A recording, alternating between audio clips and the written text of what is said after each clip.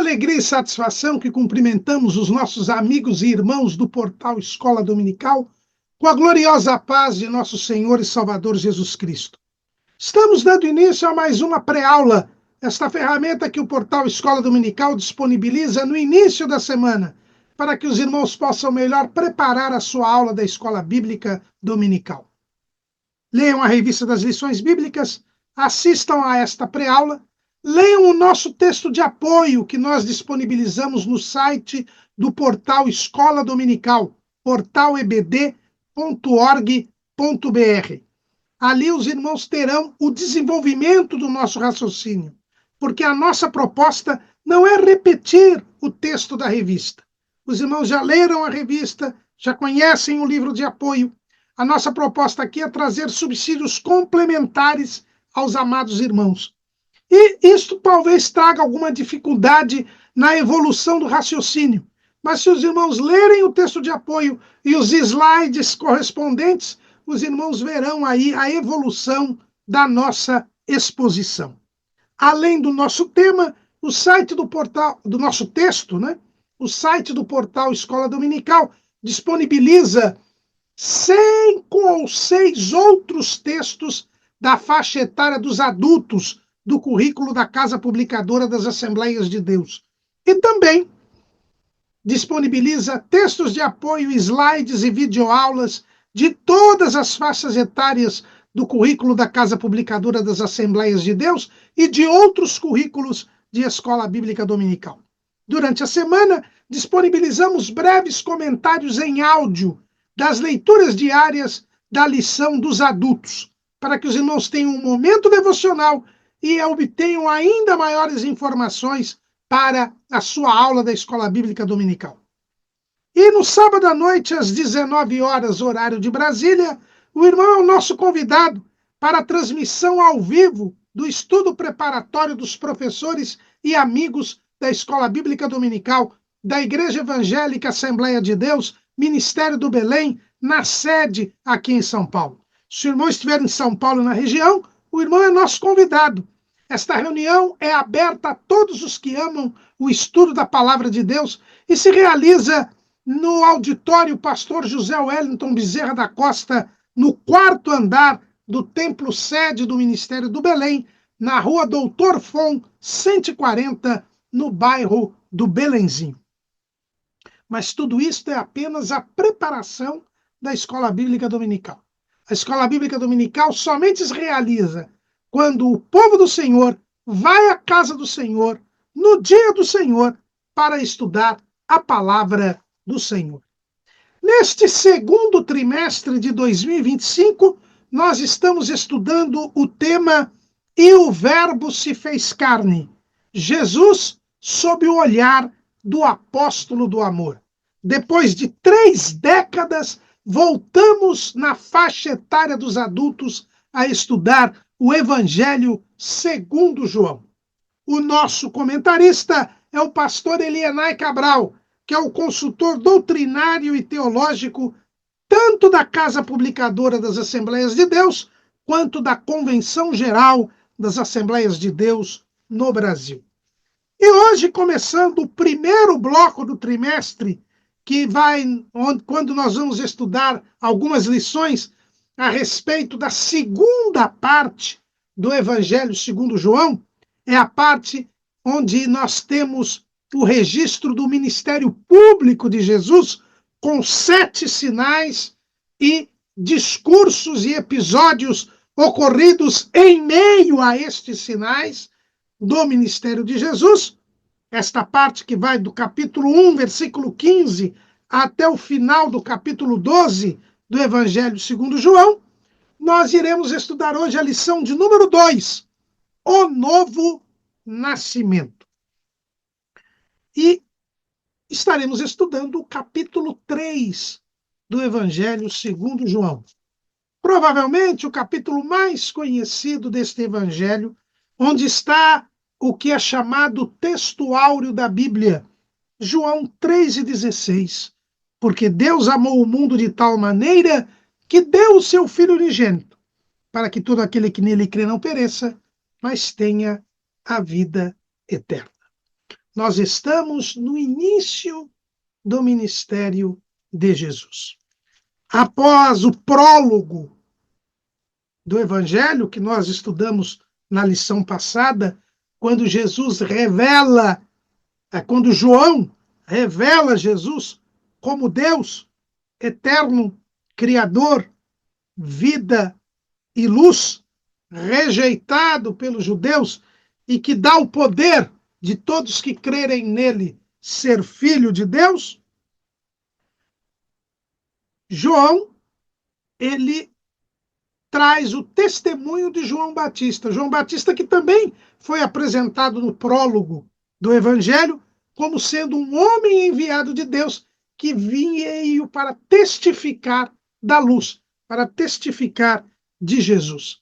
E, depois desse testemunho que João Batista dá de Jesus, inclusive havendo o batismo de Jesus por João Batista, e João Batista indicar a Jesus como Cordeiro de Deus que tira o pecado do mundo, João registra a chamada dos primeiros apóstolos e já registra o primeiro milagre de Jesus, que foi a transformação da água em vinho em Caná da Galileia. Aí ocorre a primeira Páscoa do seu ministério, e nós já vimos na aula passada que nós sabemos por João que o ministério de Jesus durou mais de 3 anos e menos de 4 anos, porque João registra 3 Páscoas no ministério de Jesus. E aí vem a primeira Páscoa, que está ali registrada em João 2:13. E estava próxima a Páscoa dos judeus, e Jesus subiu a Jerusalém. Jesus subiu a Jerusalém porque, conforme a lei de Moisés, todos os varões deveriam ir até onde estava o templo, no caso aqui, Jerusalém, nas 3 grandes festas do calendário judaico: Páscoa, Pentecostes e a festa dos tabernáculos. E nós sabemos que Jesus cumpriu a lei. Então, na Páscoa, Jesus, então, foi para Jerusalém. Ali, ele já chega, como diz o povo, causando. Jesus purifica o templo. Esta purificação do templo, que é mencionada por João, não é a mesma purificação do templo que é mencionada pelos outros evangelistas. Os outros evangelistas registram, narram a purificação do templo ocorrida depois da entrada triunfal de Jesus em Jerusalém. Ou seja, na sua última semana de vida. E João vai mencionar esta entrada triunfal de Jesus em Jerusalém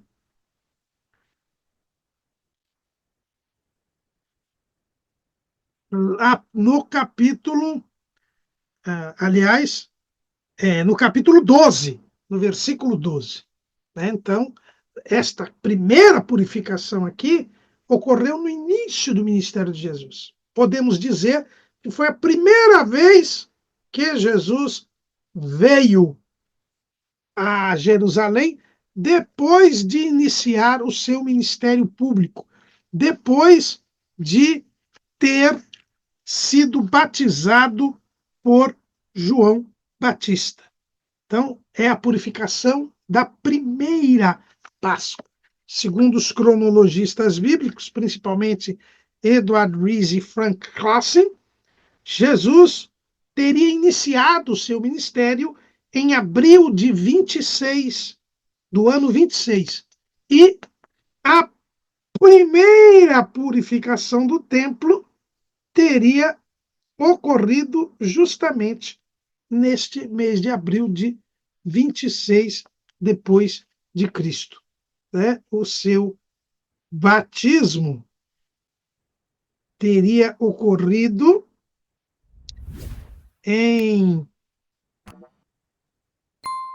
no ano 25, por volta do ano 25, em outubro do ano 25, por ocasião ali da festa dos tabernáculos. E ali na Páscoa seguinte, né, na Páscoa seguinte, a festa dos tabernáculos, Jesus teria feito esta primeira purificação.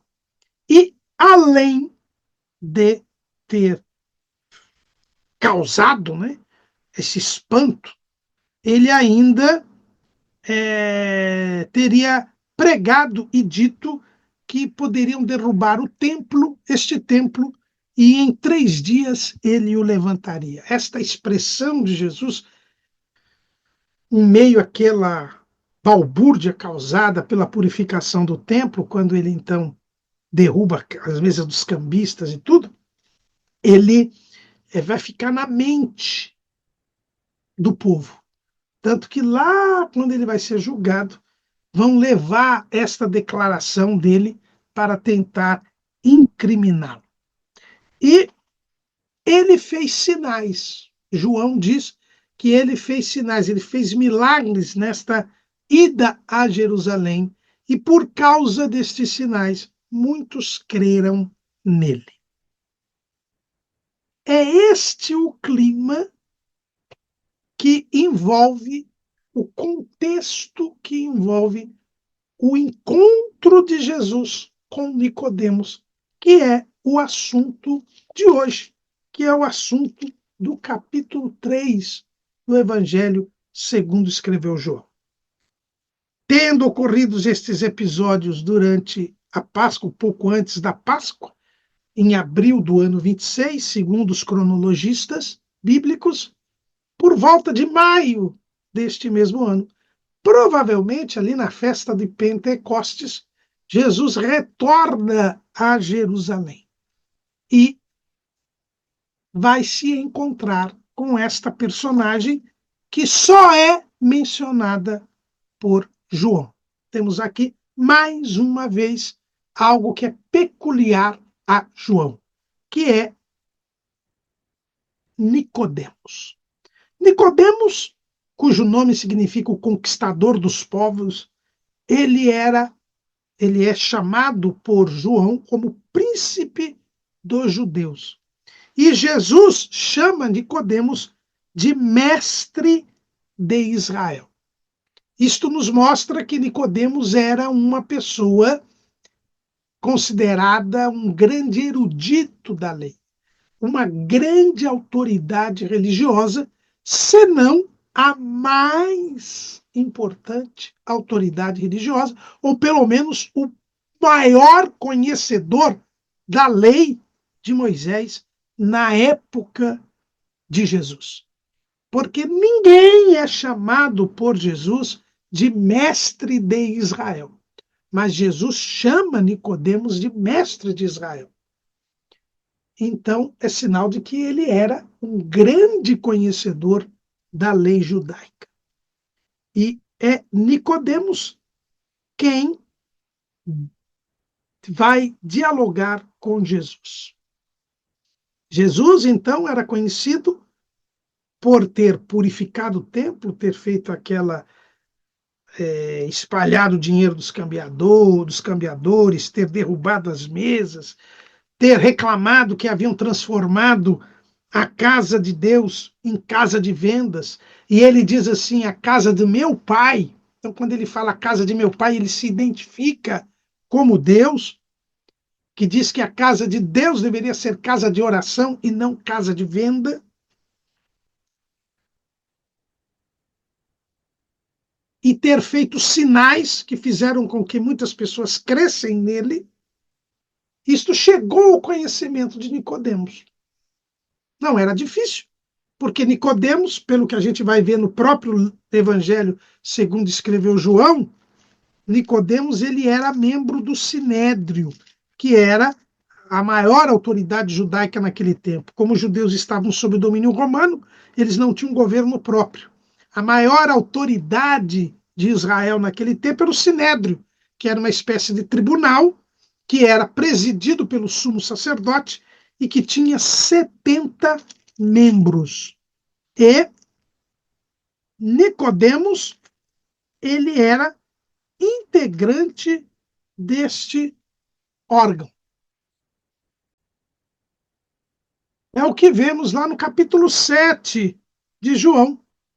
É quando o Sinédrio manda que os principais sacerdotes, os fariseus, essa expressão significa o Sinédrio, mandou que prendessem Jesus.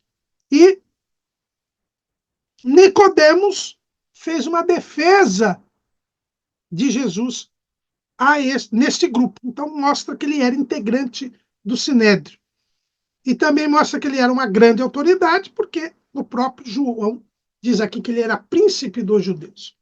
Então Nicodemos, ele ouviu falar o que Jesus havia feito e ele também soube dos sinais que Jesus havia realizado naquela ocasião. E ele então queria muito ter contato com Jesus, porque ele chegou à conclusão, sendo um conhecedor da lei, e aqui está a importância, porque João coloca essa passagem, porque Nicodemos, ele era uma grande autoridade judaica que creu em Jesus. E aqui, mais uma vez, nós nos lembramos da prudência e da providência de esses fatos serem divulgados só quando o foram lá pelos anos 90, quando Jerusalém já tinha sido destruída, as autoridades judaicas já não tinham nenhum poder, porque divulgar que Nicodemos era um adepto de Jesus logo após os fatos, ou quando foram escritos pelo menos os 2 primeiros evangelhos, isso traria complicações para a igreja. Por isso que o nome de Nicodemos, a identidade de Nicodemos e o seu papel no ministério de Jesus só serão divulgados por João anos depois. Nicodemos, ao ver os sinais que Jesus fazia e ao ver as atitudes de Jesus, chegou à conclusão que Jesus era um mestre, que Jesus era um conhecedor das Escrituras e que Jesus tinha vindo de Deus. Nicodemos, ao ouvir os relatos dos primeiros atos do ministério de Jesus, ele chegou à conclusão que Jesus era um mestre vindo de Deus, o que era algo ainda insuficiente, mas algo importante. E por isso Nicodemos queria se encontrar com Jesus.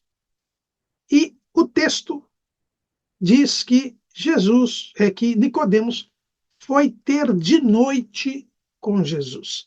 E é uma grande discussão. Por que Nicodemos foi encontrar-se com Jesus de noite?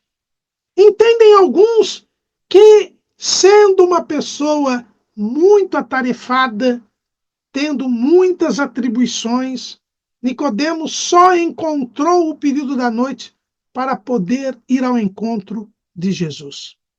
Entendem outros que Nicodemos não queria se comprometer com o povo, nem com os seus companheiros de sinédrio, com os grandes mestres da lei. Seria vexatório ele ir ao encontro de alguém que não tinha sido formado pelas academias rabínicas que já existiam, né? Já existiam ali as escolas de Hillel, de Shammai, os grandes mestres, o próprio Nicodemos era um grande mestre. Então, ele ir ao encontro de alguém do povo que era desconhecido, que não tinha nenhuma formação entre as academias, entre os doutores da lei, seria extremamente vexatório e vergonhoso. Por isso ele escolheu a noite para ir encontrar-se com Jesus. Outros, e eu me lembro bem de uma pregação, quando eu era ainda jovem, do pastor Marcos Feliciano, que hoje é deputado federal. Pastor Marcos Feliciano, certa feita, pregando esta passagem, disse que Nicodemos foi ter de noite com Jesus porque tinha insônia. Sim, porque toda a sua religiosidade, todo o seu conhecimento da lei lhe trazia uma inquietação espiritual. Algo semelhante ao que acontecia com o mancebo de qualidade, que, apesar de cumprir todos os mandamentos, tinha necessidade, desejo, sede da vida eterna. E Nicodemos, ao saber de Jesus e daquilo que ele estava a fazer, nesta sua inquietação, não podendo dormir, à noite foi à procura deste homem que ele, pelo que soube a respeito, considerou sendo um mestre vindo de Deus. A verdade é que as Escrituras não dizem por que Nicodemos foi ter de noite com Jesus. Mas melhor ir de noite do que nunca ir ao encontro de Jesus. E é interessante, mesmo tendo esta posição que tinha Nicodemos, mesmo indo à noite, ele já se dirige a Jesus, o chamando de rabi, o chamando de mestre.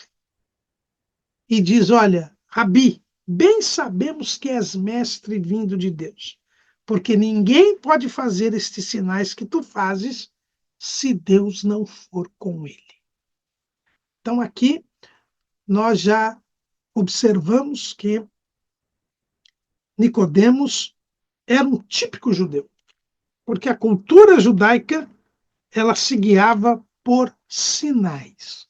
É o que nós encontramos registrado por Paulo, que era um judeu também, e também um doutor da lei. Ele diz isso lá em 1 Coríntios, capítulo 1, versículo 22. 1 Coríntios 1 e 22. Porque os judeus pedem sinal e os gregos buscam sabedoria. Mas nós pregamos a Cristo crucificado, que é escândalo para os judeus e loucura para os gregos. Os sinais são importantes. Nicodemos só foi até Jesus por causa dos sinais que Jesus estava fazendo. O ministério de Jesus sempre teve sinais. Mateus, 2 vezes, porque esse versículo se repete 2 vezes, lá em Mateus 4:23, e percorria Jesus toda a Galileia, ensinando nas suas sinagogas e pregando o evangelho do reino e curando todas as enfermidades e moléstias entre o povo. É exatamente o que está escrito lá em Mateus 9:35. E percorria Jesus todas as cidades e aldeias, ensinando nas sinagogas deles e pregando o evangelho do reino e curando todas as enfermidades e moléstias entre o povo. Então nós vemos que o ministério de Jesus era ensino, pregação e sinais, realização de sinais. E foram os sinais que chamaram a atenção de Nicodemos. E nem poderia ser diferente, porque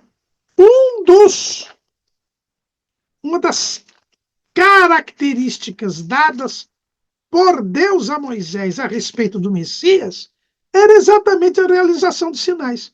Deuteronômio capítulo 18, versículo 15.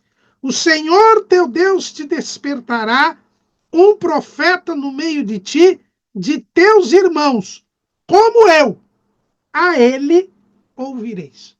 Então, Moisés diz que o Messias, ele seria um profeta como foi Moisés.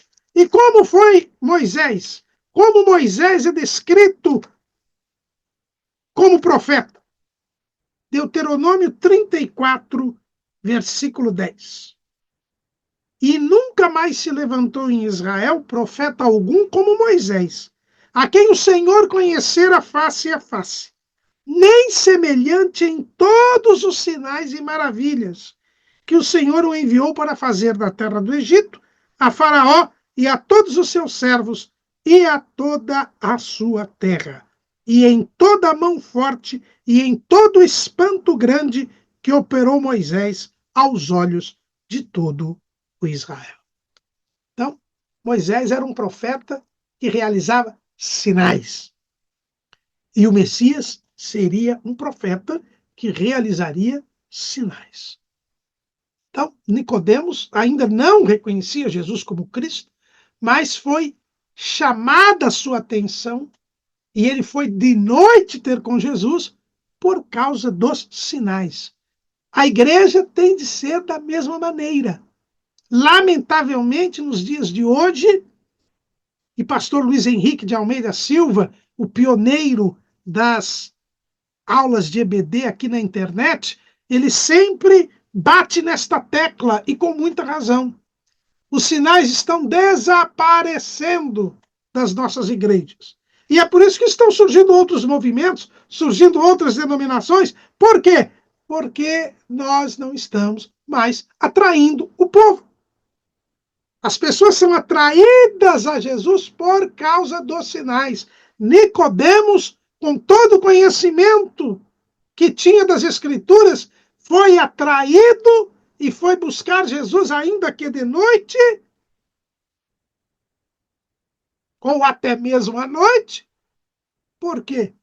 Por causa dos sinais que demonstravam que Deus era com Jesus. Foi o que Pedro disse para Cornélio e os seus na casa de Cornélio, lá em Cesareia.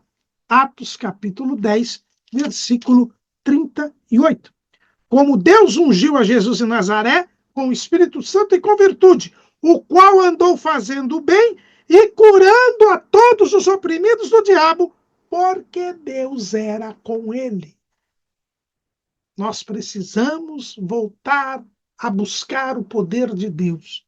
Nós precisamos voltar a orar, jejuar, a pedir o batismo com o Espírito Santo, os dons espirituais, para que os sinais manifestem que Deus está conosco, para que as pessoas sejam atraídas à mensagem do Evangelho. O sinal tem este papel de levar as pessoas a se encontrar com Jesus. E Jesus, notando esta sede de Nicodemos, notando este interesse de Nicodemos, vai ao cerne da questão. Os sinais atraem as pessoas a Cristo, mas as pessoas só verão o reino de Deus se nascerem de novo. E Jesus traz o ponto. Jesus respondeu e disse: na verdade, te digo que aquele que não nascer de novo não pode ver o reino de Deus. Os sinais eram milagres, já eram manifestações sobrenaturais. Mas Jesus queria aprofundar o discurso com Nicodemos. Queria mostrar a Nicodemos o que lhe faltava. Lhe faltava ver o reino de Deus. Ele tinha ouvido falar dos sinais realizados, que são manifestações visíveis da glória de Deus. Mas os sinais são feitos para que as pessoas possam ver o reino de Deus. E para ver o reino de Deus, eu preciso nascer de novo. Jesus veio para gerar uma nova criação. Jesus veio para nos fazer novas criaturas, fazer um novo homem, fazer a nova criatura, gerar filhos de Deus. Este é o papel da obra de Jesus. Este é o papel que a igreja deve fazer. Nós devemos pregar o evangelho com sinais para que as pessoas possam nascer de novo e vejam o reino de Deus. Foi o que fez Evangelista lá no livro O Peregrino, de John Bunyan. Ele pregou a palavra de Deus a cristão. E cristão pôde vislumbrar que estava na cidade da destruição, que ele precisava ir para a cidade celestial, e ele viu uma luz lá ao longe. E ao chegar lá, onde estava essa luz, ele inicia a sua jornada. porque ele tem os seus pecados perdoados e começa a sua peregrinação, a sua jornada para o céu. É isto que nós devemos pregar. É isso que nós devemos buscar, o novo nascimento. A declaração de fé das Assembleias de Deus, no cremos da declaração de fé, no item 6, cremos na necessidade absoluta do novo nascimento, pela graça de Deus, mediante a fé em Jesus Cristo, e pelo poder atuante do Espírito Santo e da palavra de Deus, para tornar o homem aceito no reino do céu. É preciso nascer de novo. É o que Jesus disse. Na verdade, te digo que aquele que não nascer de novo não pode ver o reino de Deus. E aí nós vemos como a religiosidade, por mais erudita que ela seja, e era o caso de Nicodemos, o mestre de Israel, dito assim por Jesus. E por isso entendemos nós que era a pessoa que mais conhecia a lei naquele tempo. Ele não entendeu o que Jesus disse. Porque a religiosidade, ela se desenvolve na intelectualidade humana. E a intelectualidade humana é incapaz de entender as coisas espirituais. É por isso que Jesus disse lá em Mateus capítulo 11, versículo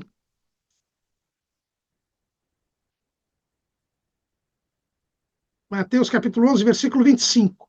Naquele tempo, respondendo Jesus, disse: Graças te dou, ó Pai, Senhor do céu e da terra, que ocultaste estas coisas aos sábios e instruídos e as revelaste aos pequeninos. A intelectualidade, a erudição, elas são incapazes de nos fazer compreender as coisas espirituais. Não estamos aqui sendo anti-intelectualistas. Não somos daqueles que, no passado da nossa denominação, diziam que não se podia estudar a Bíblia, que não se podia estudar teologia, porque a letra mata. Quando letra, no texto mencionado lá em 1 Coríntios, significa. Primeiro ou segundo aos Coríntios, deixa eu ver aqui, para não mencionar errado.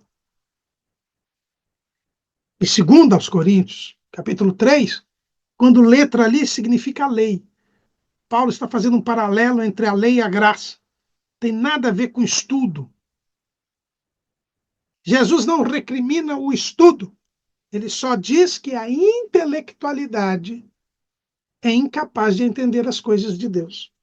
Eu preciso nascer de novo, e ele vai dizer que é nascer do Espírito para poder ver o reino de Deus. Para poder entender as coisas de Deus. Nicodemos era um grande erudito da lei, um grande conhecedor da lei, mas no intelecto. E quando Jesus disse que era preciso nascer de novo para ver o reino de Deus, ele não entendeu. E ele diz: Olha, Senhor, como pode um homem nascer sendo velho? Porventura pode tornar a entrar no ventre da sua mãe e nascer? Ele entendeu que esse nascimento novo era um novo nascimento carnal. A pessoa deveria retornar ao ventre da sua mãe para nascer de novo. Ele entendeu assim. Por quê? Porque ele não tinha compreensão espiritual. Esta compreensão espiritual é dada pelo Espírito Santo. Eu preciso crer em Jesus. E quando nós cremos, a nossa mente é aberta. E aí nós entendemos o que Jesus revelou nas Escrituras. Foi o que aconteceu quando Jesus ressuscitou. O texto bíblico diz lá, Lucas, capítulo 24, versículo 45. Então abriu-lhes o entendimento para compreenderem as Escrituras. Eu só compreendo as Escrituras que são as testemunhas de Jesus, porque Jesus disse, são as Escrituras que de mim testificam, lá em João 5,39, porque o Espírito Santo abre o nosso entendimento. Nós passamos a ter a mente de Cristo. O Espírito Santo nos revela as coisas espirituais. Porque nesta mesma passagem aí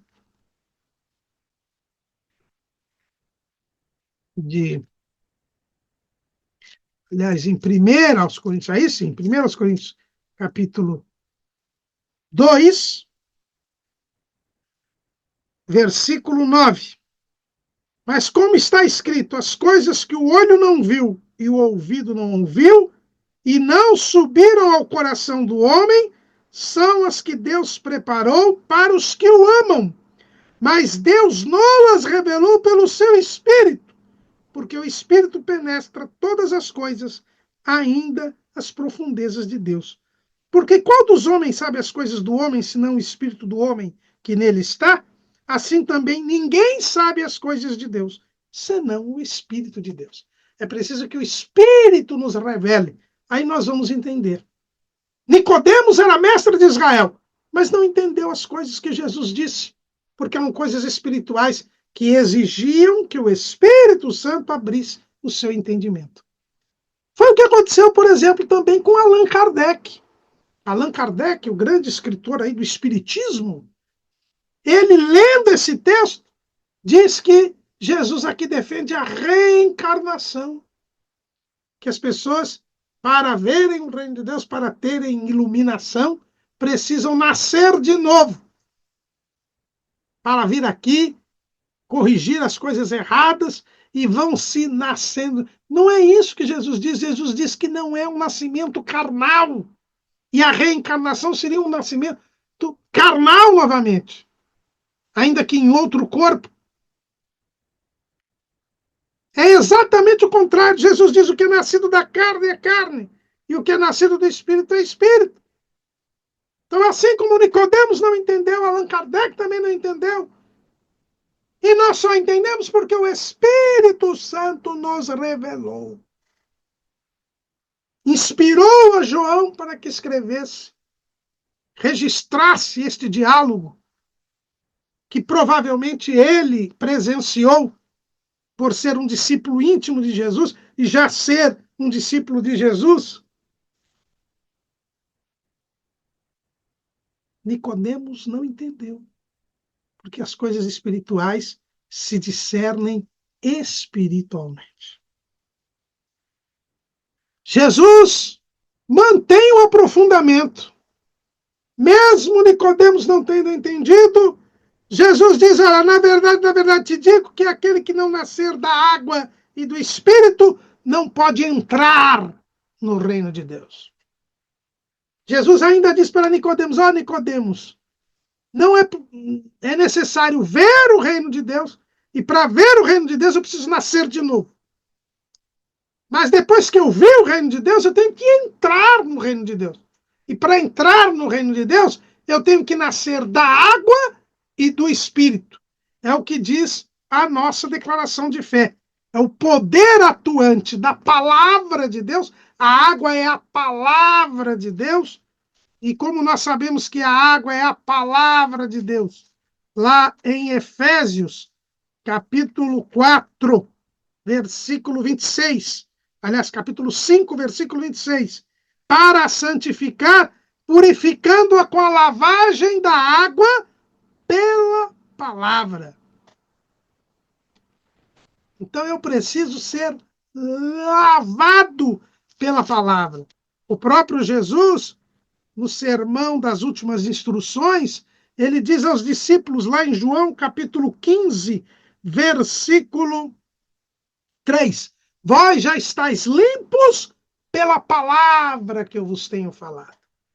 quando eu nasço de novo, eu preciso ser lavado, limpo pela palavra.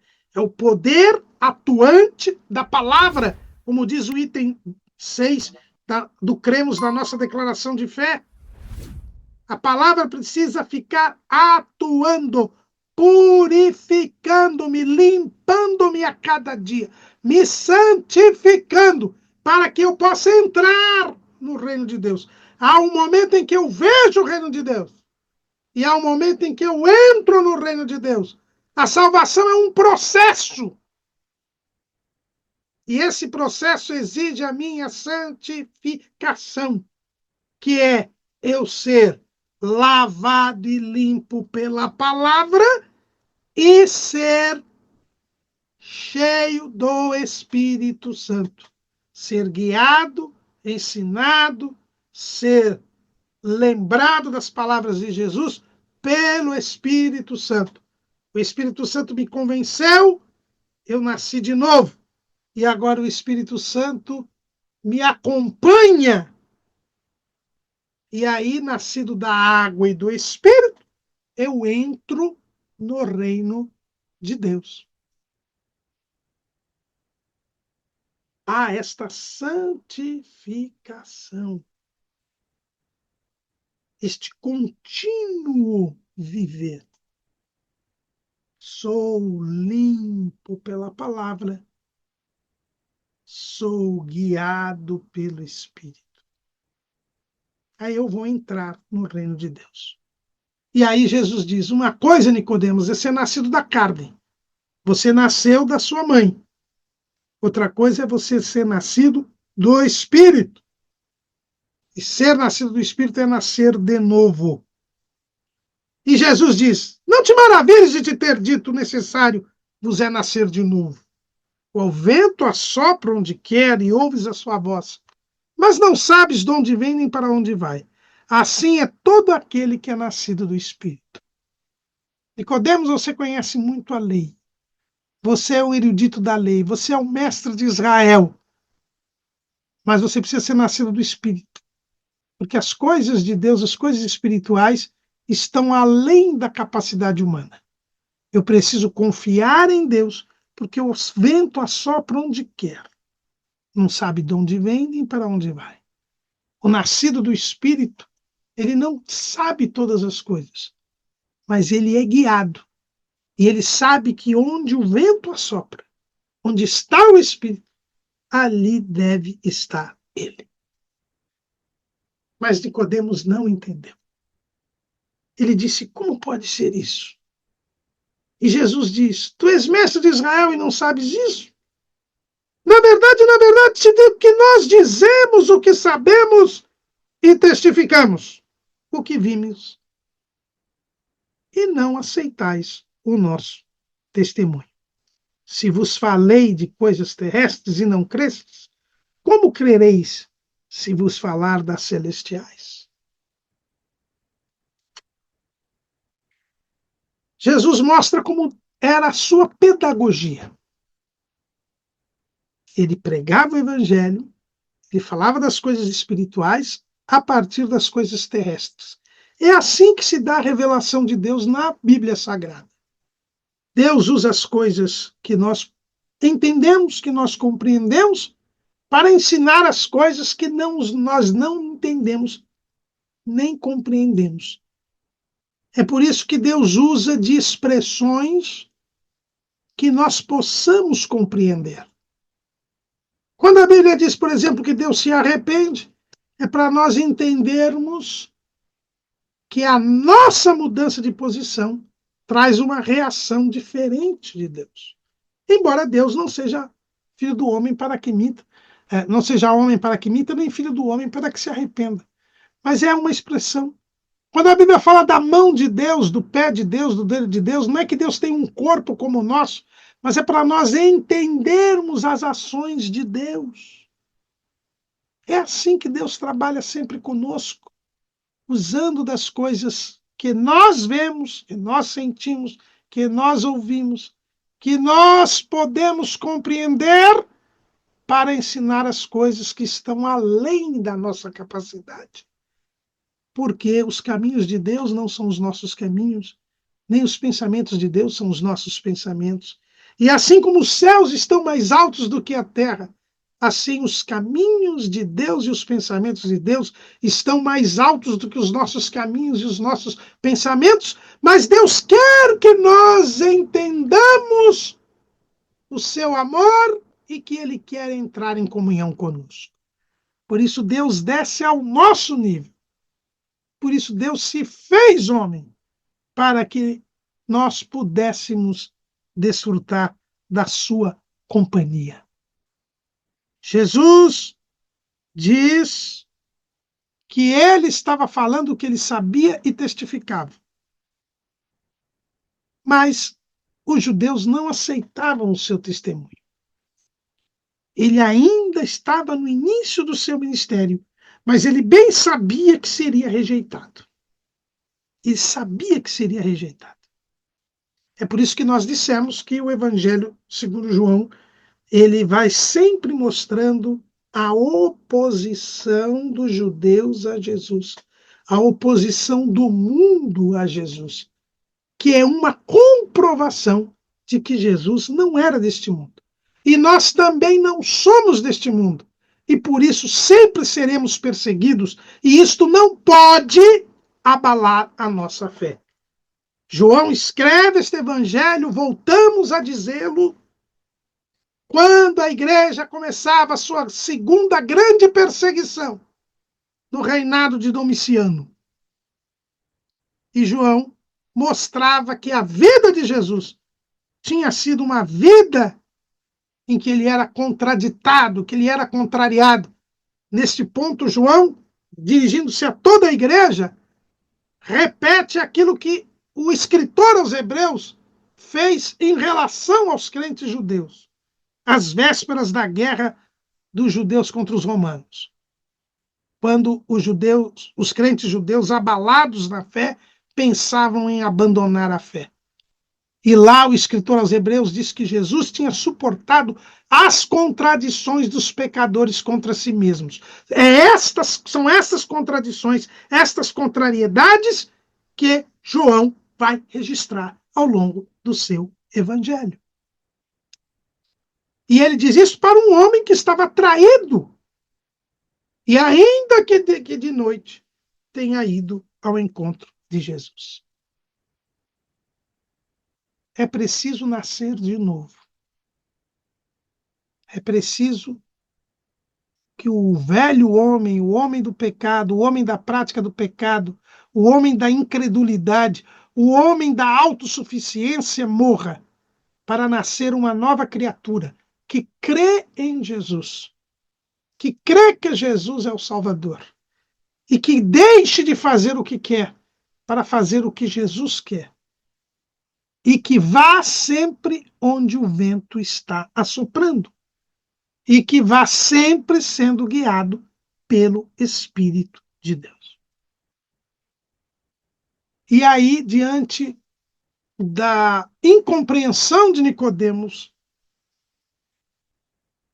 Jesus diz a Nicodemos, faz como que uma explicação. Ora, ninguém subiu ao céu, senão o que desceu do céu. O Filho do Homem que está no céu. Nicodemos tinha visto em Jesus um mestre vindo de Deus. E agora, Jesus diz para ele, eu não sou apenas um mestre vindo de Deus. Eu sou Deus. Ninguém subiu ao céu, senão o que desceu do céu, o Filho do Homem que está no céu. Eu não apenas vim de Deus, Nicodemos. Eu desci do céu. E falar isso para um mestre de Israel é dizer que ele era Deus. Por quê?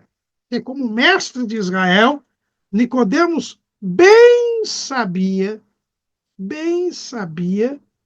o que Salomão havia dito lá em 2 Crônicas, capítulo 7.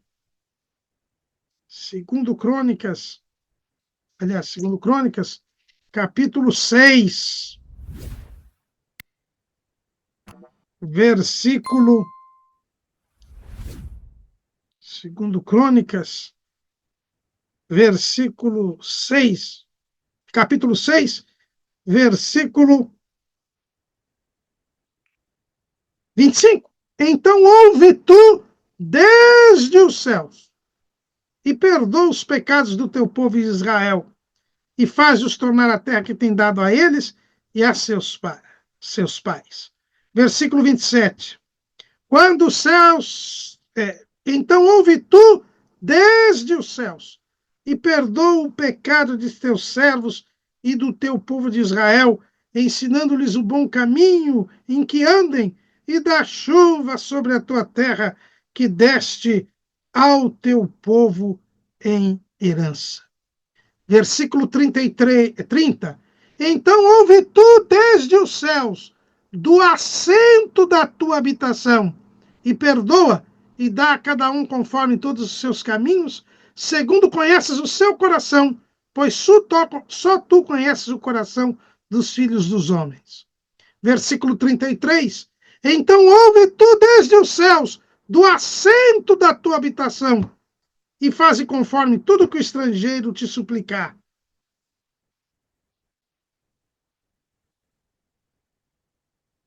Nicodemos deve ter ouvido que Jesus tinha dito que a casa, o templo, era a casa do seu pai. E ele diz: olha, eu não sou apenas um mestre vindo de Deus. Eu sou Deus. Eu vim do céu. Ninguém subiu ao céu, senão o que desceu do céu. O céu é o assento da habitação de Deus. Eu vim do céu, eu sou Deus. Eu sou o Filho do homem que está no céu. Eu desci do céu, eu vou subir ao céu e eu estou no céu. Jesus, Deus, estava no céu, porque Deus está em todos os lugares. E o homem Jesus estava ali na terra, falando agora com Nicodemos. Havia purificado o templo. Ele não era apenas um mestre vindo de Deus. Ele era o próprio Deus. E Deus é a vida. E quem cresce nele nasceria de novo, teria uma nova vida.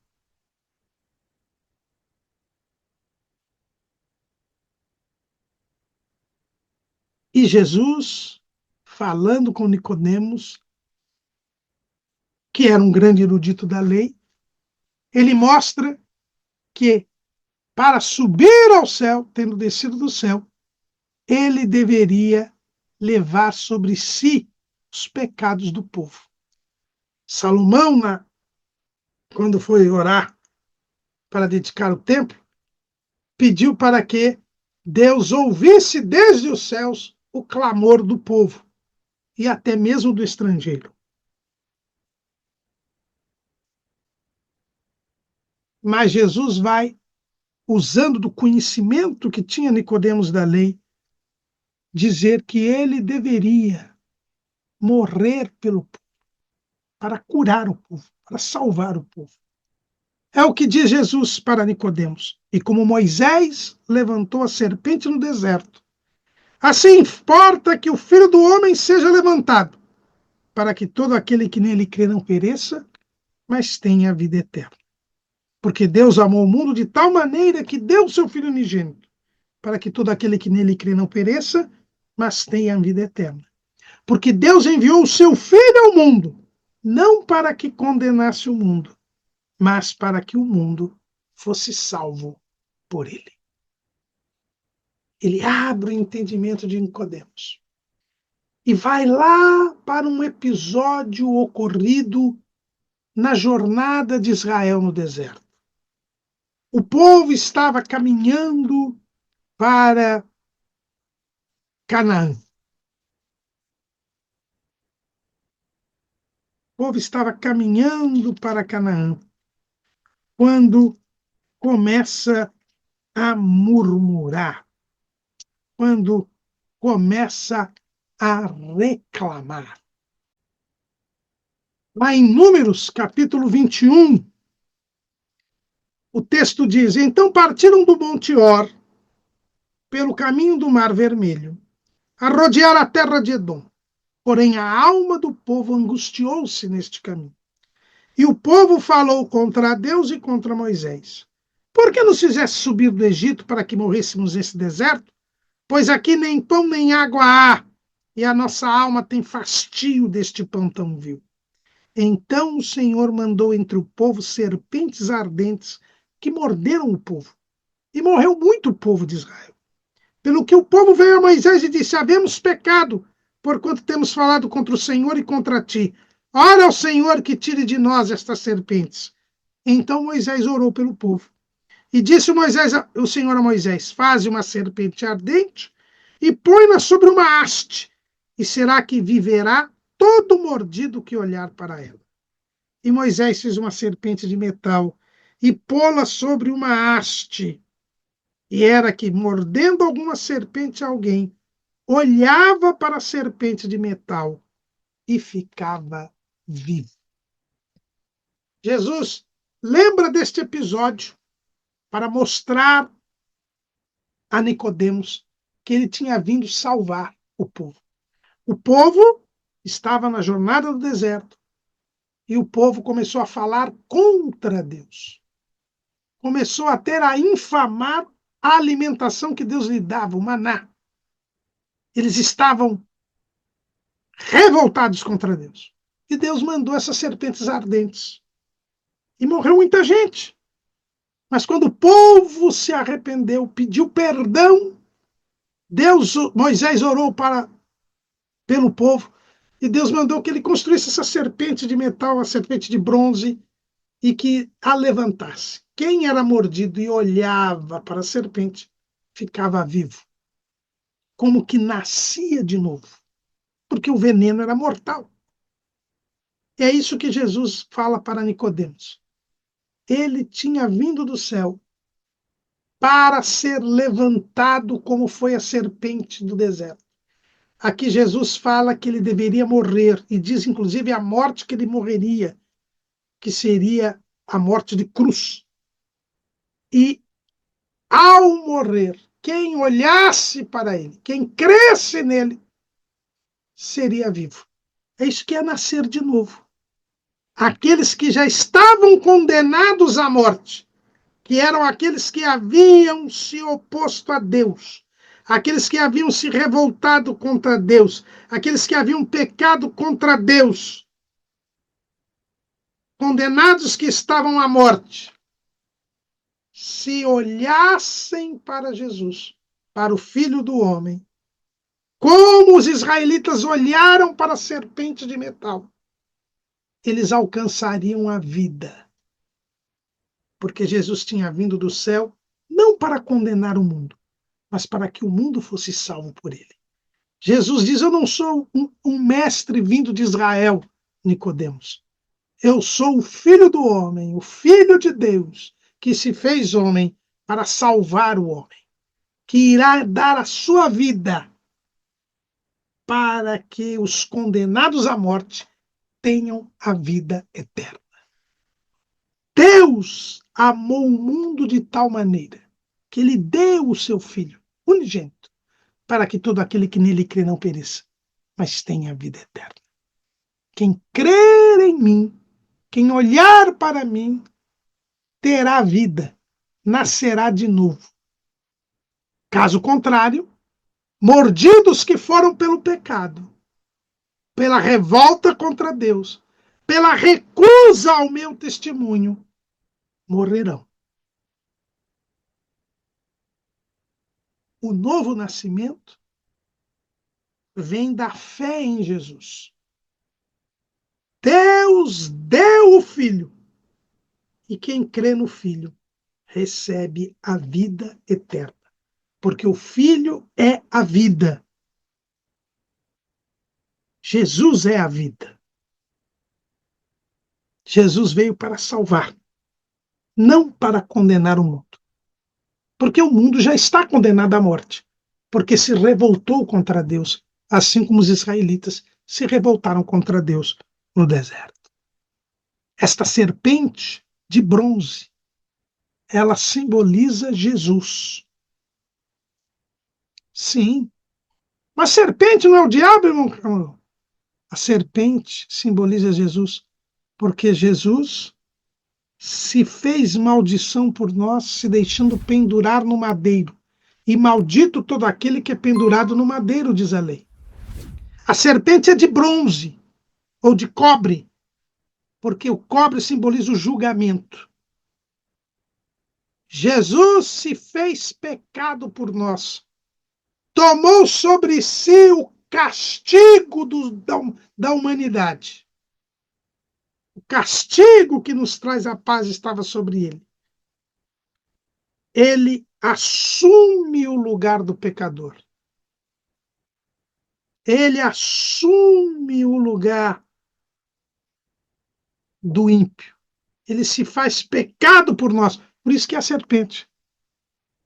Ele se faz maldição por nós. Ele paga o preço dos nossos pecados. E quem olha para ele, quem crê nele, recebe a vida, recebe a justiça dele. É a troca. Ele tomou os nossos pecados, tomou as nossas injustiças e entrega para nós a sua santidade, a sua justiça. Isto é a justificação pela fé.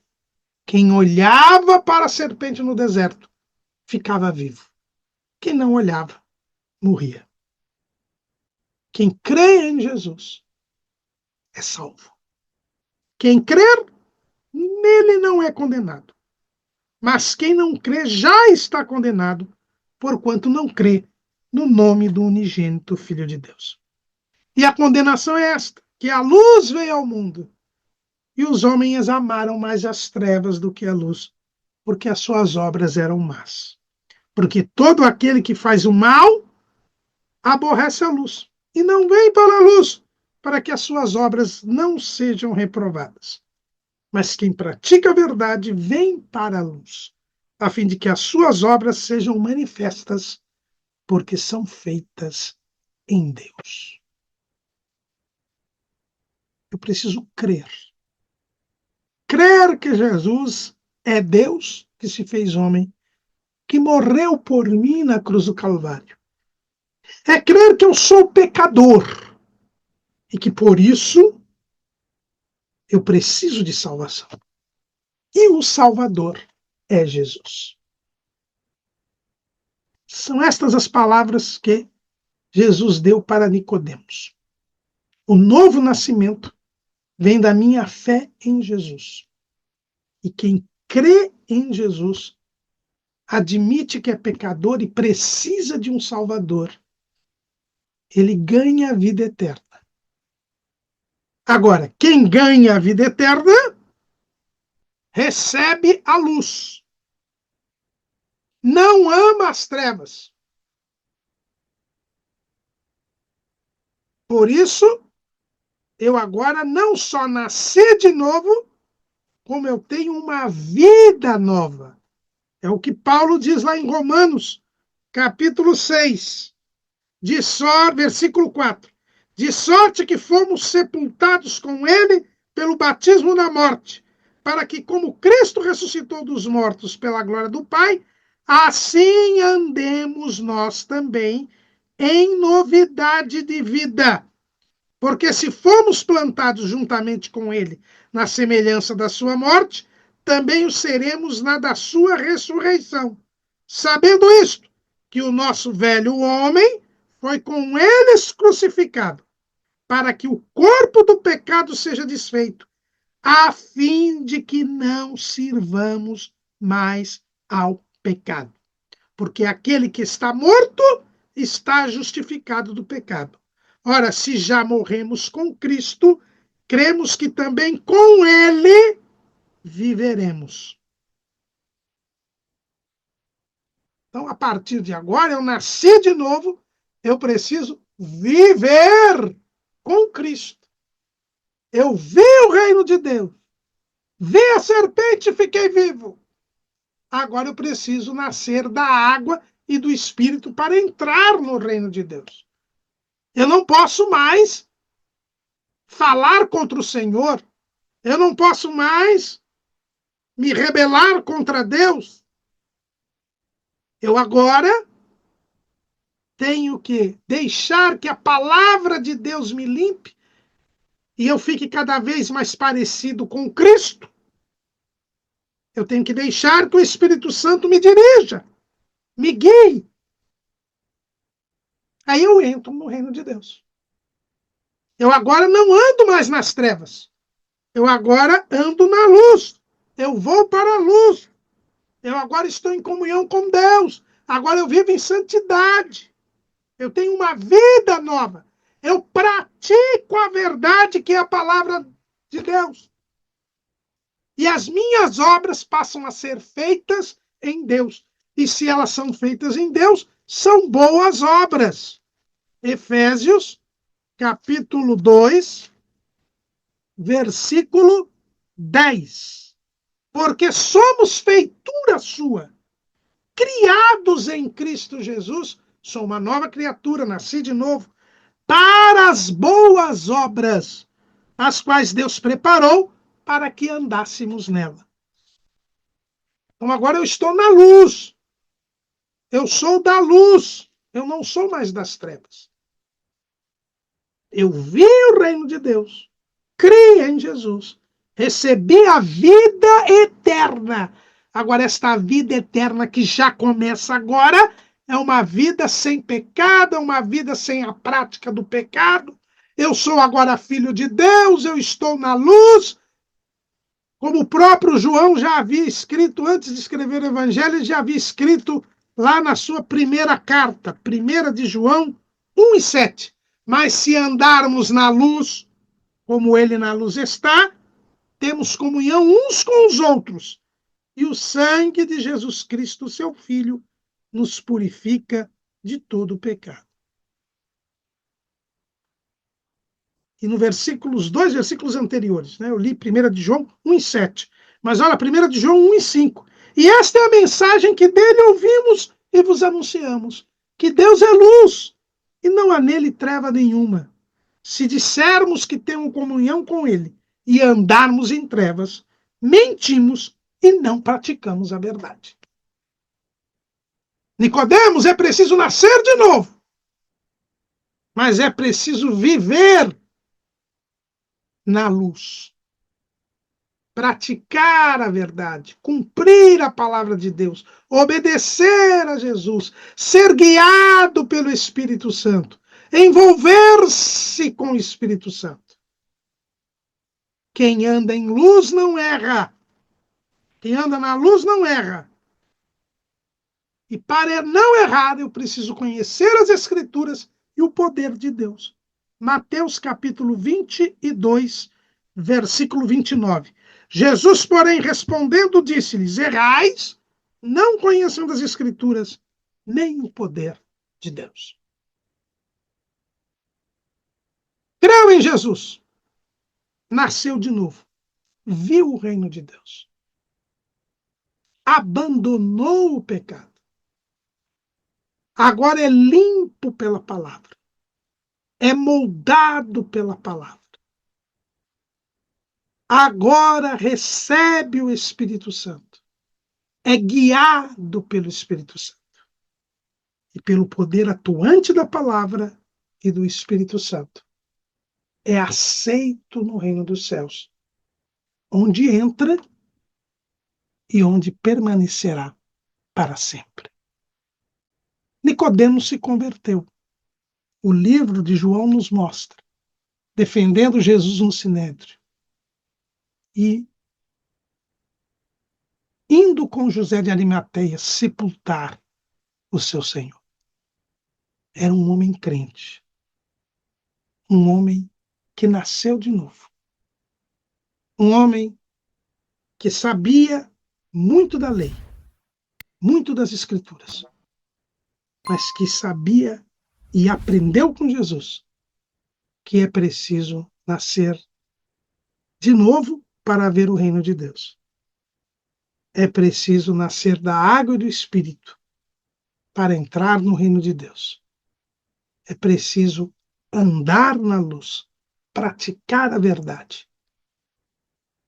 E tudo isso começa quando se crê que Jesus é o Filho do Homem, que desceu do céu, que subiu ao céu, que está no céu e que morreu na cruz para que eu e você entremos no céu. Amém.